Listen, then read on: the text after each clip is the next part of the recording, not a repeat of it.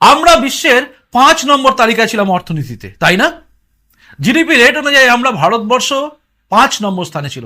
আজকে কিন্তু record break করে দিয়ে ভারতবর্ষ 4 নম্বর স্থানে চলে এসছে, অর্থাৎ জাপানকে পিছনে ফেলে দিয়ে 4 নম্বরে চলে এসছে আমাদের ভারতবর্ষ। মোদিজির হাতে তৈরি করা ভারতবর্ষ যেন আস্তে আস্তে এগিয়ে চলেছে, যুদ্ধ থেকে শুরু করে অর্থনীতি। আজকে বিশ্বের 4র্থতম অর্থনীতিতে পৌঁছে গেলাম আমরা, চতুর্থ আমরা 4 নম্বরে চলে গেছি বিশ্বের। ভাবুন আপনি, গর্ব করার জায়গা।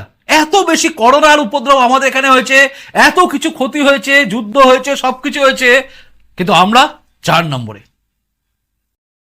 বড় ব্রেকিং হচ্ছে এটাই যে মোদী সরকার দ্বারা ইতিহাস সৃষ্টি হলো। অবিশ্বাস্য, একমাত্র প্রধানমন্ত্রী মোদী এটা করতে পারেন। জাপানকে পেছনে ফেলে ভারত বিশ্বের 4র্থ বৃহত্তম অর্থনীতি হয়ে উঠেছে।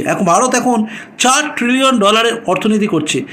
নীতি আয়োগের সিইও ভবিষ্যৎবাণী করেছেন যে মাত্র 2.5 বছরের মধ্যে ভারত জার্মানিকে পিছনে ফেলে বিশ্বের 3য় বৃহত্তম অর্থনীতি হয়ে উঠবে।